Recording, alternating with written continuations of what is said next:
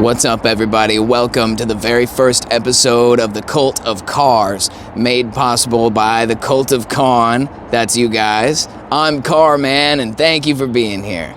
Today's episode is made possible by our wonderful supporters here on Patreon. Thank you guys for your contribution. You guys have paid for the replacement parts and the tools, which I'll get to that. So today we're going to be working on my daily driver, which is a Gen 4 Camry. Model year 2000. It is a 2.2 liter 4-cylinder automatic transmission Camry LE. And it's finished in a white paint job. Her nickname is Blanca. And Blanca has been with me through some good times and some hard times. I am the second owner. She has just over 97,000 miles on the odometer, which is young for her age. She's doing really well. But the time has come for the 100K service, and that means it's time to replace these CV axles. And I know it's about to be a pain in the ass, but that's what we're here to do. We're here to get this thing done, tear these axles out of this car, and get it back on the road as we make our way towards the dream car of the R129 SL500. In the meantime, Blanca's gonna be the one that keeps us going. So it's time to put that work in. We'll see how it goes. Alright, so I'll give you all a quick backstory on this car. I got Blanca, I think, back in 2018. And it's a one-owner car. Technically, I'm the second owner. She got 97,000 on the odometer. Fired right up, which is awesome. She always does. Let's pop the hood and take a look. So going around here this way.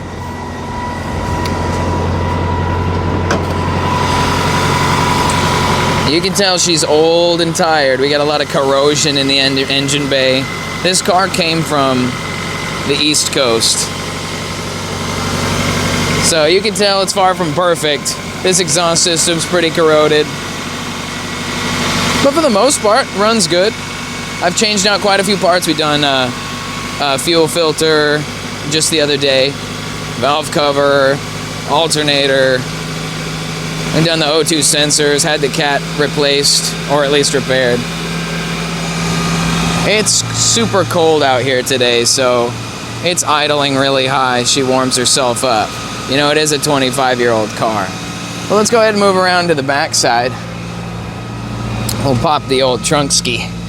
There's actually a couple of things to check out. We'll check the fuel door too as we go. Around here at the fuel door, when I got the car, somebody who had done oh, it's real dirty. Awesome. That'll make for a great cleanup video. But look, somebody put a binder clip in here, and that acts as the spring now since I guess the factory spring broke off. So that's been like that since I got it, and it still works great, so. Right on. Coming around to the back here, we've got the old trunk. I think I popped it, yeah. A bunch of junk in here. This is a costume robe that my brother was wearing. Yeah, so I just keep some jumper cables and extra oil in here. This mat I actually got from my friend. It's not for this car, but it fits pretty good in here. It keeps things from dirtying up the interior, which for the most part, aside from where it's kind of fallen down from old age, it's actually pretty straight. You know, the car is dirty, but for being 25 years old, it's actually not bad. Coming back around here to the back, there's more junk in the back seat. You see my napkins and bags and bottles from Guys Gotta Eat. But as you can see, you know, the interior, it's not ripped up, dirty, but everything's here. It's all intact. There's no tears or anything. And the front seat's the same way. I just have a seat cover on it because I always sit there and I don't want to screw it up with food and everything. But underneath that cover, it's pretty solid. So for the most part, it's a good car. You'll notice that the steering wheel has what they call a suicide knob on it, which is pretty awesome if you ask me. I use it all the time in like parking lots and other situations. But she's otherwise a really good car. She's just worn in from that whole, you know. Anyway, it runs good. But it's gonna be time to start tearing into this girl, so let's get it going. All right, everybody, so for today's tool loadout, we have a standard mini portable Cobalt kit within a variety of sockets and wrenches. It's in a used condition. Got our box of nitrile gloves. These are important for trying to get things done without getting all dirty. Now this is the tool bucket. Ignore the fact that this is an AutoZone bucket. We doubled up and got pry bars in 3 different lengths for working those axles out of the transmission there. We've got 3 sizes to work with, so hopefully that helps. We've got a breaker bar with a sized socket. I believe it's 30 millimeter, so that we can get down in there and break that axle nut loose. Should be interesting. 2 different kinds of hammers. We got a good old Pittsburgh dead blow and a Pittsburgh 2.5 pound sledge. This thing's pretty cool, so we'll see if that works. And then a variety of things. We got this random old set of vice grips. I might need those, and an assortment of Pittsburgh pliers in various types and shapes. And then aside from that, we have a couple different chemicals available. We have a little bit of this Valvoline Max Life automatic transmission fluid in case we need to top off a little bit because we are expecting some to leak. We've got some brake clean just to put in there if we need anything hosed off. And then obviously we're really going to need the PB Blaster to help break loose some of these old bolts on this old car. I also have a propane torch. We'll probably be putting that to work too, just to heat up. It kind of does help that we're having some cold weather right now because it'll help us to break those things loose. So let's get to it, guys. All right, everybody, it's time to get started. There's a couple of things that we have to do in order to get this thing up in the air so we can take the axle out of here. And that includes me jacking up this car on this really crappy driveway. So don't try this stuff at home. Obviously, you're dealing with a total expert in the field. So with that being said, I'm gonna try to get this jack stand on the point here where the jack mounting point is, so that way, you know, there's something solid. And I'm gonna keep the jack under the car because you know, just for redundancy. Obviously, it's pretty dangerous to do this. Before we get the car completely off the weight of the wheel, though, I am going to break loose the lug nuts that are there, just so that way I'm not fighting, you know, the axle spinning around. So I'm just going to use a regular old tire iron for it, because that's what we got and it works. So I can't remember which exact size it is here. It's definitely not that one. Here we go.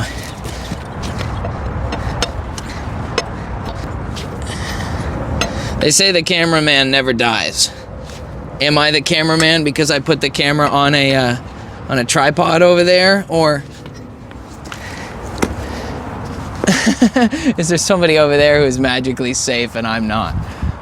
I guess we'll find out. I'll hopefully keep it from crushing me to death. All right, let's get this old wheel off and see what we're gonna find in there.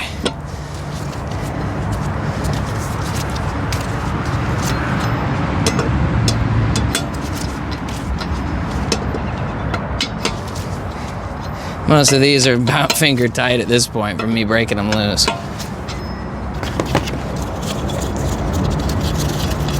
I can already tell you that cotter pin is shot. And that whole CV axle is very deeply worn in. Honestly, it would help to keep track of where these guys came from and the bolt pattern of the wheel so that we don't have any problems later on. Let's say we'll orient the T towards the car. We got our bottom left. We got our bottom right. Side left. It's good to put stuff back where it came from, especially when it's really old. And that'll help give us an idea of where the nuts came from, so that way this thing comes back. Now, I've had this wheel off not too long ago. We'll see if it comes off. Sometimes they just come right off. Yeah. Sometimes you have to beat the heck out of these things to get them off. So we officially moved into the scary territory. Now that there's no wheel on the car, now we're in trouble. Okay. Oh yeah, that is a corroded piece of work, my friend. That is going to be interesting. I'm gonna pause this right now and then we're gonna come back. Holy crap. All right, so we've begun to make some progress. I've gotten the cotter pin off, which of course was rusted and completely destroyed. It broke into 2 small pieces. The castle nut that was on the axle nut is completely rusted beyond all belief, but I don't have a replacement, so it's going on the new axle unless there's a new one in there. I think that's what it's gonna be. So, and right now we've got a little bit of this PB Blaster. Not sponsored, but it's a great product for breaking up rusty old crap boxes like this. So right now we've got a little bit soaking on there on that axle nut. We're just trying to see if we can make it any easier to free the thing up, because I get the feeling it's gonna be impossible to unthread that thing. But we're gonna do our very best. We're gonna try to break the thing loose. In fact, I'm gonna put a little bit more on here right now because you really can't go wrong.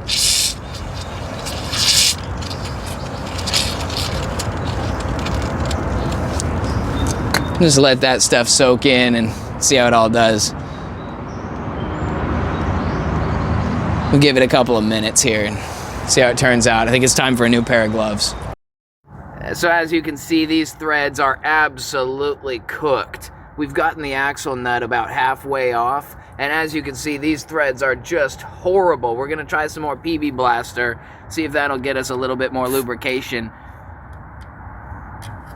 We've barely even begun the process and we've already been out here for like 2 hours. We got Sam using his full body weight on the thing to try to get it to break loose. And it's been broken loose, but the turn is so rough. Like, it's so hard to get it to turn. Doesn't just shear We're off. hoping it doesn't fucking shear off. That's pretty easy that time. I think we're getting close to the end. It's probably gonna get easier. Wow, look at that. The wheel is back on, and no, the job is not done. We had to put this thing back together because now we're waiting for a tool to come in the mail. Lo and behold, I think car guys know that this is the way it always goes. One day gone, job nowhere near done, minus 2 good knuckles, and we're gonna have to hit this another day. We'll let you know how it's going. All right, so update. Just want to let you guys know where we're at. It has been 3 days since we started this repair operation, and obviously things aren't going that well. I had to order a specialty tool to be able to continue the job, but as you can probably tell, I've also gotten sick in the meantime, so now I'm out here in the cold attempting this again. I think it's gonna start raining. So this has been really an intense adventure. I probably should have just taken this thing to a shop at this point, but this is not about that. This is about saving money, about doing it ourselves, about persevering.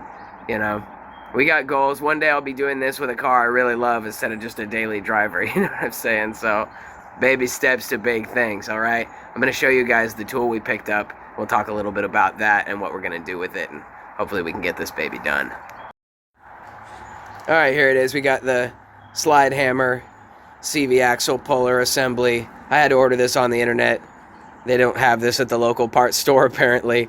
And I got a pretty good deal on it. So basically we're gonna assemble this thing, hook it onto the axle, and see if using that, you know, direct lateral force, we can pull that snap ring loose and actually get this axle to come out. So let's get it going. All right, little bit of a situational update. Day 2, 3 hours in, basically no progress made. We bought this tool hoping that it was going to work, but it turns out it doesn't fit. Of course it doesn't fit. So here's where we're at. The axle has been separated. It's not exactly what we wanted to have happen, but I guess we're a little bit closer. There's less axle in there than there was before. Now we have to do the thing of modifying this tool to see if we can make it fit a little bit better so that it can grab onto that axle cup and so we can actually bang this thing out, because it has been a giant pain in the ass. That's basically where we're at. Ridiculous. I'll keep you posted. All right, guys, check it out. We just spent like 2 hours grinding down this non-fitting component so that we could get it to grab that. And look at what we have. We got that sucker out of there. Here, let me see if I can get a better angle of it. Nice, clean splines. Super filthy undercarriage though. All right, y'all. We're gonna ram that new axle in there and see if we can get this thing buttoned up. So, best of luck to us, I guess. We'll let you know how it goes. All right, guys, check it out. It's been a couple of days since the repair job was completed. I drove to work a couple of times. I've been to the store. I've been across town. This thing is solid and holding and looking good. It's like animals jumping around. Obviously, it snowed a little bit since the operation started, and you know, I just was popping in to let you guys know that everything went well. This is kind of the post-repair debrief. Obviously, I could have done a better job of getting more action shots of the actual attempt to get the axle out, but I'll tell you, for a first-time video, I don't think it was too bad. And aside from that, I learned a lot about the process. If I end up finishing this job doing the other side, perhaps I'll make another short video with just an update on how all that goes. With that being said, the car is incredibly dirty. I haven't washed it in weeks. It's full of random junk and bottles and crap, and so I think that what we'll do is we'll treat Blanca to a special detail episode as soon as we get a sun break and a chance to clean it up. So spring's right around the corner. There's so much time for us to do, you know, more with this car, and also to plan ahead. I've been looking and have my eyes on one of those SL500s. If I can talk the guy down on the price, we just might be able to get one, and that would be like a game changer for the channel, for the show, and for myself, since it is my dream car. But we're doing what we can. We have what we need because God is so good. And with all that being said, guys, thank you for joining us for the very first episode of The Cult of Cars. We are super happy that Blanca is back on the road and ready to go, and we'll see how much farther she can take us. Baby steps to big things. Guys, it's been awesome. Thank you so much for your support here on Patreon, and we will catch you guys in the next episode of The Cult of Cars. I am Carman, and thank you for being here. Take it easy.